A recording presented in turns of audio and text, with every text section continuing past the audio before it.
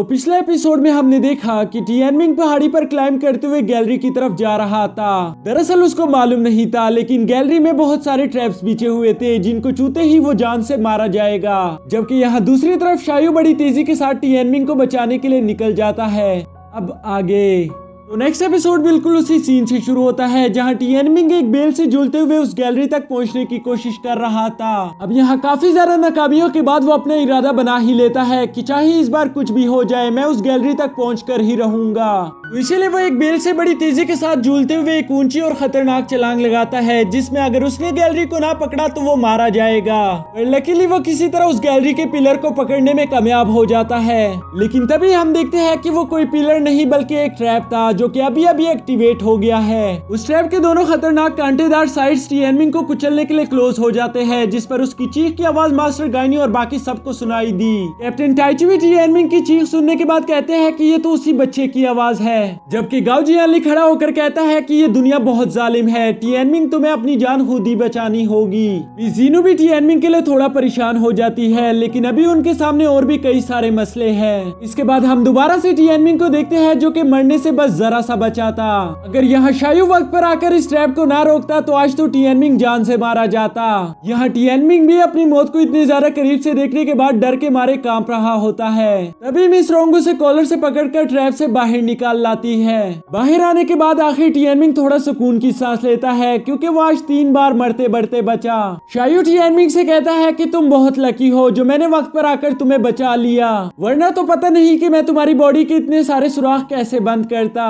टिएनमिंग भी शायू के साथ मजाक करते हुए कहता है कि तुम अच्छे सिक्योरिटी गार्ड बन सकते हो, मेरे पास भी एक सीट खाली है, तो अगर तुम चाहो तो तुम मेरे सिक्योरिटी गार्ड बन सकते हो। जिस पर शायू कहता है कि चलो मैं तुम्हारी इस बकवास को एक शुक्रिया के तौर पर रख लेता हूँ। टिएनमिंग थोड़ा सीरियस होकर कहता है कि शुक्रिया मेरी जान बचाने के लिए। तभी यूवी उससे पूछती है कि तुमने तो पॉइजन के खिलाफ दवाई भी नहीं ली, तो तुम कैसा महसूस कर रहे हो। जिस पर टिएनमिंग कहता है कि मुझे कोई तकलीफ नहीं हो रही, बल्कि मैं अच्छा महसूस कर रहा हूँ। और इसके बाद वो खड़ा होकर कहता है कि मास्टर गाइनी अभी भी अंदर है, मुझे जाकर उन्हें बचाना होगा। मिस रोंग उसे रोकते हुए कहती है कि ये जहरीली गैस काफी ज्यादा खतरनाक है, हम वापस अंदर नहीं जा सकते, तुम्हें मास्टर गाइनी पर भरोसा करना होगा, वो अच्छी तरह से जानते हैं कि वो क्या कर रहे हैं। टिएनमिंग थोड़ा सोचने के बाद उनकी बात समझ जाता है और वो मास्टर गाइनी के रूम की तरफ चिल्लाते हुए कहता है कि मैं बिल्कुल ठीक हूँ, मैं आगे भी खुद की हिफाजत कर लूंगा, बस आप मेरी वजह से डिस्ट्रैक्ट मत होना और खुद का ख्याल रखना। मास्टर गाइनी को उसकी ये सारी बातें सुनाई दे देती है, जिसकी वजह से उन्हें थोड़ा सुकून मिलता है। अब यहाँ यूवी इन सबको बताती है कि वो जहरीली गैस यहाँ गैलरी की तरफ आ रही है, हमें जल्द से जल्द यहाँ से निकलना होगा। जिस पर ये लोग उसकी बात मानकर दूसरी तरफ रवाना होने के लिए तैयार हो जाते हैं। तभी मिस रोंग की नजर टिएनमिंग के गले में लगे हुए जेड लॉकेट पर पड़ती है, जिसे देखकर वो समझ जाती है कि ये कोई आम लॉकेट नहीं है। वो सोचती है कि टिएनमिंग ने मेरी मेडिकल पिल नहीं खाई, लेकिन उसके बावजूद भी जहर का उस पर कोई असर नहीं हुआ, कहीं ये वही लॉकेट तो नहीं। और वो उस लॉकेट का नाम लेने ही वाली थी कि शायू उसको अपने साथ चलने के लिए कहता है। अब ये लोग वहां से रवाना होने के लिए बस थोड़ा सा ही आगे गए थे कि इनको दोनों तरफ से किन एम्पायर की आर्मी घेर लेती है, जो देखकर ये सब फाइट के लिए रेडी हो जाते हैं। शायू उन सोल्जर्स को ललकारते हुए कहता है कि यिंग ज़ेंग के चमचो आ जाओ, मैं तुम्हें शायू के फिस्ट की ताकत दिखाता हूँ। जो सुनकर टिएनमिंग भी कहता है कि मैं हूँ मास्टर गाइनी का स्टूडेंट टिएनमिंग, मेरा भी नाम याद रखना, क्योंकि आज मैं यहाँ तुम सबको अच्छा सबक सिखाने वाला हूँ। और इसी के साथ ये लेजेंडरी फाइट शुरू हो जाती है, जहाँ शायू इन सब के हमलों को डॉज करते हुए अपने फिस्ट से इन्हें बहुत बुरी तरह से मार रहा था, जबकि दूसरी तरफ मिस रोंग अपने नीडल्स और मार्शल आर्ट्स का इस्तेमाल करते हुए उन सबको रोक रही थी।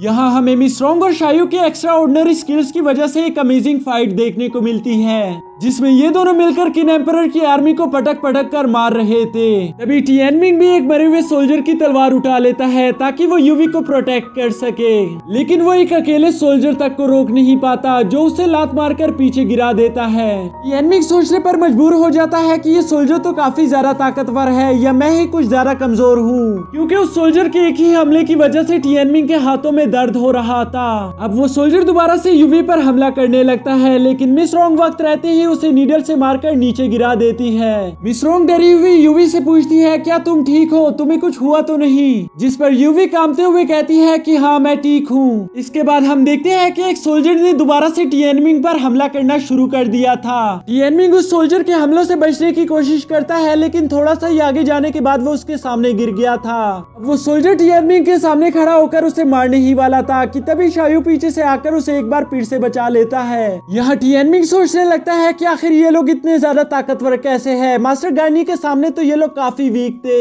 वो खुद को नकारा और बेवकूफ कहता है क्योंकि उसने मास्टर गाइनी से वादा किया था कि वो उसकी प्रोटेक्शन करेगा, और ये तो सिर्फ एक सोल्जर के सामने तक खड़ा नहीं हो पा रहा। टिएनमिंग इन्हीं सारी बातों में जूझ रहा होता है कि तभी शायू उससे कहता है कि तुम यही बैठे रहोगे या अपनी भाई की मदद भी करोगे। टिएनमिंग को इस मुश्किल वक्त में कुछ समझ नहीं आ रहा था और वो गुस्से में अपना कर्स एक्टिवेट कर लेता है। कर्स के एक्टिवेट होते ही वो सामने देखता है कि एक सोल्जर शायू पर पीछे से हमला करने वाला है। वो बड़ी तेजी के साथ अपनी तलवार उठाते ही उस सोल्जर को लात मारकर दूर हटा देता है। टिएनमिंग के कर्स के एक्टिवेट होते ही उसकी स्पीड और ताकत काफी ज्यादा बढ़ गई थी, तो इसलिए वो शायू के साथ कंधा मिलाकर बराबर की फाइट करते हुए उन सारे सोल्जर्स को हराना शुरू कर देता है। इस कर्स की वजह से टिएनमिंग के फाइटिंग स्किल्स काफी ज्यादा अमेजिंग हो गए थे, जो देखकर शायू कहता है कि मुझे नहीं मालूम था कि तुम इतनी अच्छी फाइट कर लेते हो।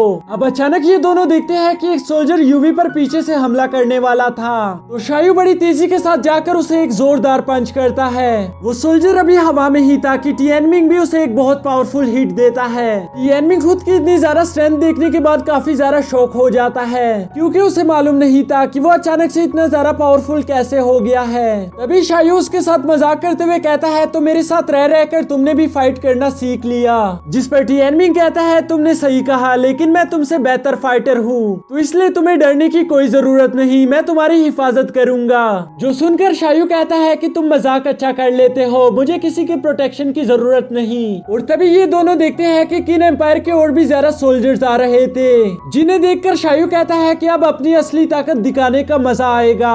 और यहाँ टिएनमिंग भी इनके साथ फाइट करने के लिए काफी ज्यादा एक्साइटेड था, तो इसीलिए ये दोनों एक दूसरे के साथ कंधे से कंधा मिलाकर इस आर्मी से लड़ना शुरू कर देते हैं। अब कुछ देर बाद हम देखते हैं कि इन दोनों ने मिलकर उस पूरी आर्मी को हरा दिया था। तभी मैदान में वुल्फ किंग की एंट्री हो जाती है, जिसे टिएनमिंग देखकर कहता है कि ये तो वही है जिसे हमने पहले भी घायल किया था। वुल्फ किंग इस दफा काफी ज्यादा गुस्से और खून की प्यास के साथ आया होता है, तो इसलिए वो अपने सामने आने वाले हर सोल्जर को बड़ी बेरहमी के साथ मार रहा था। उसके खून करने की स्पीड इतनी ज्यादा थी कि अगले कुछ ही मिनटों में मैदान खाली हो जाता है। यहाँ मोई स्कूल के सोल्जर वैसे भी अच्छी तरह से फाइट नहीं कर पा रहे थे, क्योंकि उन्हें जहर ने काफी ज्यादा कमजोर कर दिया था, पर वुल्फ किंग के सामने तो उनके जीतने का कोई सवाल ही नहीं पैदा होता, तो इसलिए वुल्फ किंग उस जगह को इन सबके खून से रंग देता है। इसके बाद वुल्फ किंग अचानक से अपने सामने गाओ जियानली को खड़ा देखता है, जो कि किन आर्मी को मारते हुए गैलरी से बाहर आ रहा था। वो गाओ जियानली के हाथ में आइसी वाटर को देखकर उससे सवाल करता है कि क्या तुम ही हो वो लेजेंडरी शख्स गाओ जियानली जिसके बहुत सारे किस्से मशहूर है। उसके इस सवाल को सुनने के बाद गाओ जियानली कहता है कि तुम्हारे इस सवाल का कोई मतलब नहीं बनता, क्योंकि तुम वैसे भी अभी के अभी यहाँ पर मरने वाले हो। ये सुनकर वुल्फ किंग को काफी ज्यादा गुस्सा आ गया था। तभी किन आर्मी गाओ जियानली को मारने के लिए उसकी तरफ बढ़ती है। गाओ जियानली भी यहाँ किन आर्मी पर हमला करने के लिए बड़ी तेजी के साथ आगे बढ़ता है। वो इन सबको बारी बारी बड़ी तेजी के साथ मारते ही वुल्फ किंग पर भी एक जोरदार स्प्लैश अटैक करता है। इससे पहले कि वुल्फ किंग उसके हमले को समझ पाता, वो मरकर जमीन पर गिर जाता है। यहाँ गाओ जियानली की स्पीड इतनी ज्यादा थी कि वुल्फ किंग एक खतरनाक वॉरियर भी उसके सामने टिक नहीं पाया। तभी हम देखते हैं कि ऊपर से वीजोंग ने गाओ जियानली पर हमला कर दिया था, जो देखने के बाद गाओ जियानली फौरन उसके हमले को अपनी तलवार से रोक देता है। यहाँ टिएनमिंग वीजोंग को पहली मर्तबा देखने के बाद पूछता है कि आखिर ये सफेद बालों वाला आदमी कौन है, जिस पर मिस रोंग बताती है कि ये वही आदमी है, वीजोंग। टिएनमिंग वीजोंग को देखने के बाद कहता है तो अच्छा ये है वो कमीना जो कब से हमें मारने पर तुला हुआ है। और इसी के साथ हमारा ये एपिसोड भी खत्म हो जाता है। तो मिलते हैं हमारी नेक्स्ट वीडियो में, तब तक आप हमारे चैनल को सब्सक्राइब करके बेल आइकन को प्रेस कर दो ताकि न्यू वीडियो की नोटिफिकेशन आपको मिल सके।